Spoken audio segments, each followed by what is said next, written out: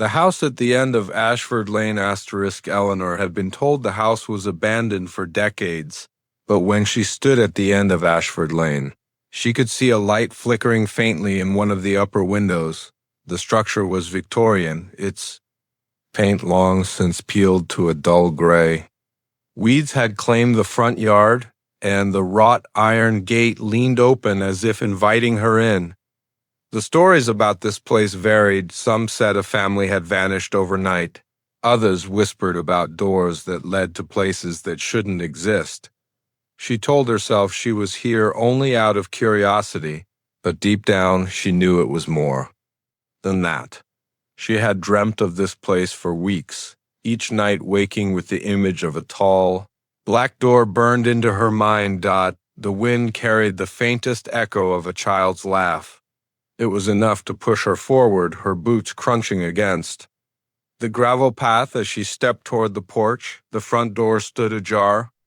Whispers in the hallway. The air inside was stale, thick with the smell of damp wood and dust. Her footsteps echoed in the silence as she moved down the long hallway.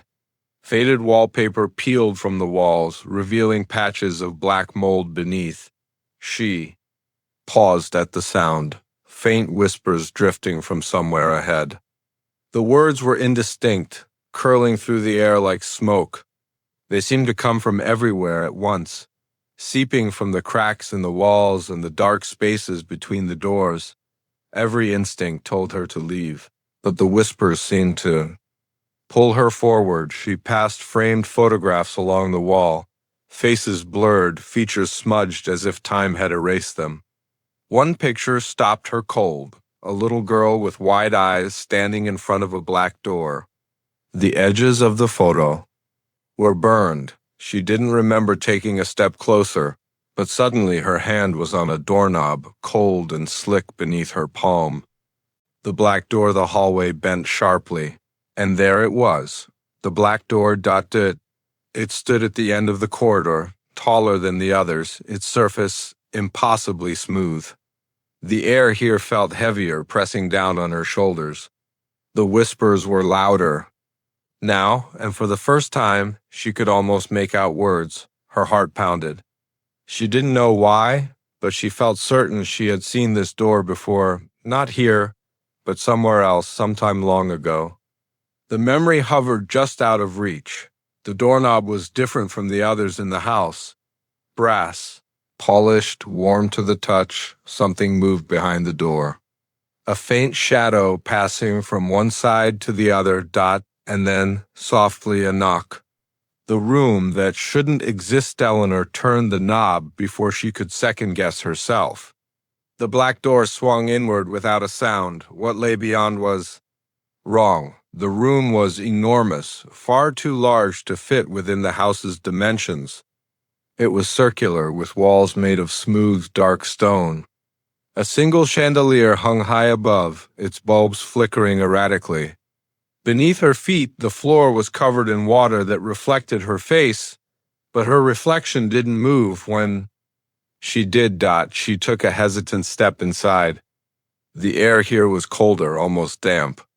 In the far corner of the room stood a small wooden chair, and sitting on it was a porcelain doll with cracked cheeks and one missing eye. Its head tilted toward her. She froze. The whispers had stopped, replaced by a low hum that seemed to vibrate through her bones. She glanced back toward the hallway, but the door was gone.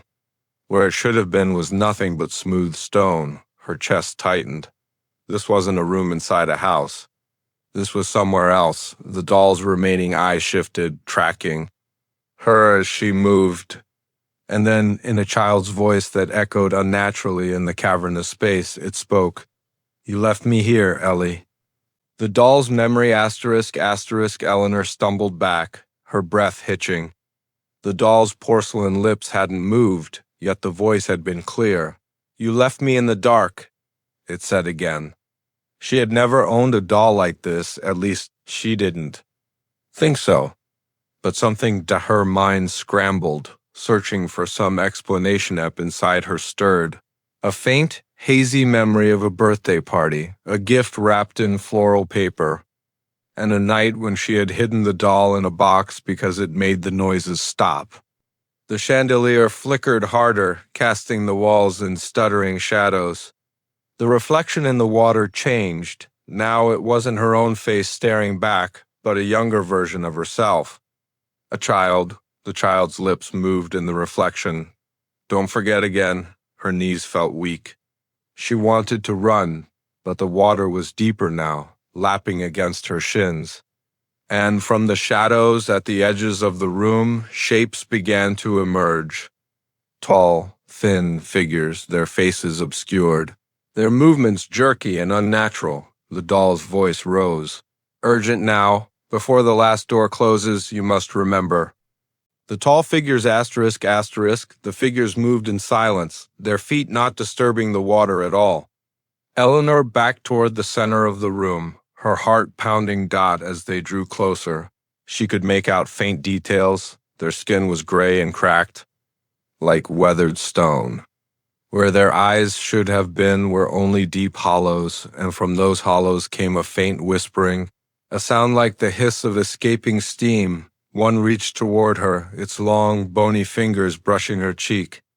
The touch was icy and left a trail of numbness across her skin. An instant, she saw flashes, moments from her past she didn't remember, hiding in a closet as something scratched at the door, crying in bed as shadows slid across the walls, and a woman's voice whispering, "Don't open it, no matter what you hear." Eleanor gasped and stumbled backward. The chandelier's light sputtered once, twice, and then went out. In total darkness. The whispers became deafening. The corridor of faces asterisk. When the light returned, the stone room was gone. Eleanor now stood in a narrow corridor lined with mirrors. Each mirror reflected her, but not as she was now. In one, she was a teenager sitting on her bed, her face pale and gaunt. In another, she was much younger, clutching a stuffed rabbit and staring at a closed black door. In another still, she was older than she was now, with streaks of gray in her hair and a look of sheer terror in her eyes. As she walked, the reflections began to change. Her face became distorted, eyes too wide, mouth stretched into a grimace, skin mottled with bruises. The mirrors whispered in unison, "Do you remember now?" She wanted to scream, but a sudden sound froze her, footsteps behind her. She turned. It was herself, but not. This version of her was soaked, shivering, and smiling in a way that made her stomach twist. "Don't run," the other Eleanor said softly. "It finds you faster that way." The other Eleanor The other Eleanor's voice was calm, almost gentle, but her eyes held something wild. "What are you?" Eleanor asked, her voice trembling. The double tilted her head. "I'm the you that stayed. The you that never forgot. But you locked it all away." Images crashed into Eleanor's mind. An attic door, the sound of someone pounding on it from the other side. Her own hands pressing against it to keep it shut, while tears streamed down her face. The other. Eleanor stepped closer. "You thought you were safe when you forgot? But it's still here, behind the last door." Eleanor backed away, but the corridor seemed to stretch endlessly in both directions. The mirror's whispers rose again, overlapping into a maddening chorus. "You have to open it," the other Eleanor said, "before it opens for you." The key the other Eleanor reached into her pocket and pulled out a small rusted key. She placed it in Eleanor's trembling hand. "It only works once," she said. "And when you open it, you can't close it again." Eleanor looked down. At the key, it was cold, heavier than it should be, and faintly pulsing, like a living thing. When she looked up again, the other Eleanor was gone. The corridor had dissolved into darkness, and a single light now shone ahead of her. She moved toward it, her footsteps echoing in the silence. The light revealed a single door, not the black one she had seen before, but a plain wooden door with a brass keyhole. She knew instinctively that this wasn't the last door, but it would take her closer. Her hand shook as she slid the key into the lock. The room of forgotten nights ***. The door opened into a small bedroom. Eleanor's breath caught. She knew this room. The faded pink wallpaper, the tiny bookshelf, the narrow bed. It was her childhood bedroom, exactly as it had been when she was 8 years old. She stepped inside, and the door clicked shut behind her. Every surface was coated in a fine layer of dust. On the bed sat the stuffed rabbit she'd seen in the mirror. She picked it up, brushing the dust from its fur, and a memory slammed into her. She was in bed, clutching the rabbit, while her mother stood in the doorway, whispering urgently, "If you hear the knocking, don't answer, no matter what it says." As the memory faded, the sound came, faint, distant, but unmistakable. Knock, knock, knock, and then a voice, muffled but clear. "Ellie, I'm cold. Let me in." The knocking grows louder, ***. The sound was soft at first, as if whoever, whatever, was knocking didn't want to disturb the stillness of the room.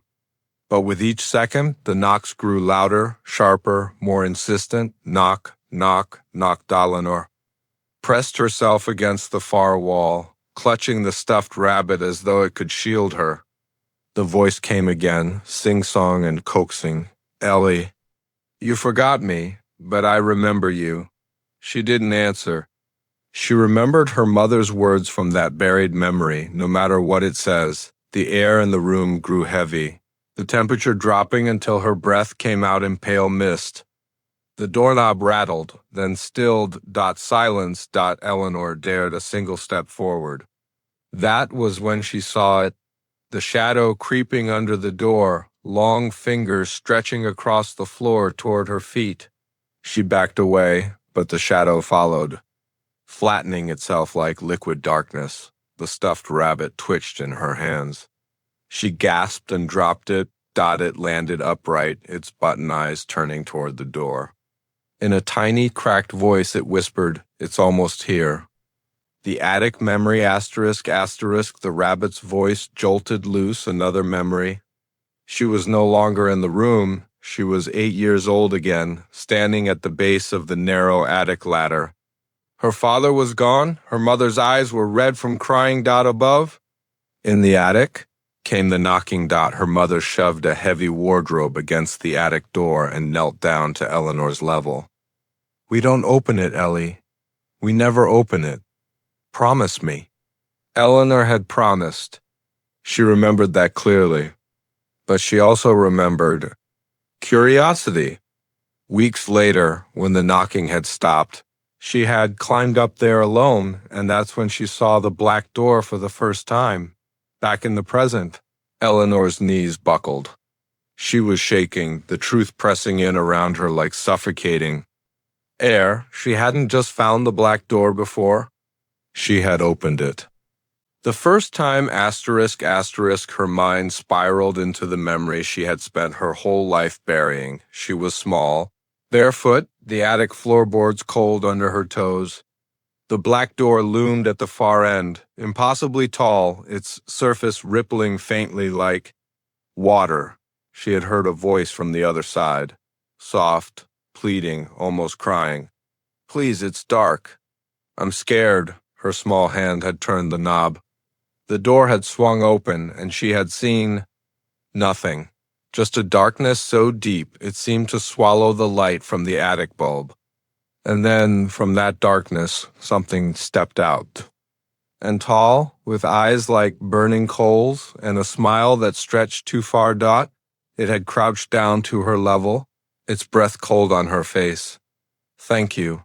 It had whispered. That was when the memory stopped, ripped away by some instinct to survive. Back in the bedroom ***, the bedroom door began to bulge inward, as though something massive were pressing against it from the other side. The wood creaked, cracks splintering along its frame. Eleanor's instinct screamed at her to run, but there was nowhere to go. The windows were nailed shut. The only exit was through that door. and through whatever was beyond it, the stuffed rabbit hopped toward the wardrobe in the corner and tipped over, revealing a trapdoor beneath it. Eleanor didn't hesitate. She pulled it open and crawled into the darkness below, the smell of dust and mildew thick in her nose. She pulled the hatch closed above her just as the bedroom door exploded inward with a deafening crash. From the darkness above came a slow, dragging sound like long nails scraping across the floor. The basement hall ***, she dropped down into a narrow stone hallway lit only by a single flickering bulb. The air was damp and reeked of mold. The hallway stretched on in both directions, but her feet seemed to know where to go, left deeper into. The dark dock as she walked, she saw doors lining the corridor. Behind some she heard whispers, behind others soft sobbing. One door rattled violently as she passed, making her flinch. She stopped when she reached a door unlike the rest. It was black. Not painted black as if made from the same impossible material as the one in her dreams. Her stomach dropped. This wasn't the attic. She had gone in a circle, but this time there was no keyhole. Only a handprint small like a child's pressed into the surface. The handprint ***, the sight of the handprint made her chest ache. She raised her hand to match it. The moment her palm touched the surface, cold shot up her arm like a surge of ice water. She gasped, and the black surface rippled under her skin. Voice whispered in her ear, her own voice, but younger. You let it out. You have to let it back in. The surface of the door softened, and before she could react, it pulled her forward. She stumbled through into total darkness, the ground. Beneath her feet felt wrong, soft, spongy, as though she were standing on flesh. She wasn't alone. The thing in the dark figure emerged, tall and impossibly thin, its limbs bending at angles that made her stomach churn. Its face was pale and stretched tight, with eyes like pits of coal. You left me, it hissed. Eleanor's voice shook. I was a child. I didn't know. It cut her off with a laugh, a horrible, broken sound. You knew. You opened the door. You let me walk in your world. It stepped closer, and the darkness clung to it like a living thing. But now you've come back, and I can go home? Eleanor realized too late what it meant. It didn't want to stay here. It wanted to drag her in its place. The bargain. Wait, she shouted, desperation clawing at her throat. What if I take your place willingly? The thing paused, tilting its head. You'd stay here forever? She swallowed. If I stay, you leave. You never come. Back, its smile widened. A fair trade. But you'll have to open the last door for me. A shape emerged from the darkness, a door taller than any she'd seen yet, its surface shimmering like black water. This was the true last. Her hands trembled as she gripped the handle. She could feel her heartbeat in her palms. The last door opens. The door swung open to reveal blinding white light. The thing stepped forward eagerly, its limbs twitching in anticipation. As it crossed the threshold, it turned back to her. You remember now? That's all I ever wanted. Then it was gone. Eleanor stood alone in the darkness. The door closed on its own with a final echoing click. She waited for something. Fear. Pain, transformation, but nothing came. Only silence. Then she turned and realized the truth. There was no way out. Forgotten again, time became meaningless in the dark. Sometimes she thought she heard voices. Sometimes she thought she saw light far in the distance. But it was always gone when she tried to reach it. Eventually, the memories began to fade again. Her name, her life, her reason for being here, all dissolved into the shadows, somewhere far away. In a small, dusty attic, a black door shuddered once and then went still, and miles from Ashford Lane, a little girl woke from a dream of a voice, whispering, "Please, let me in." The cycle had begun again.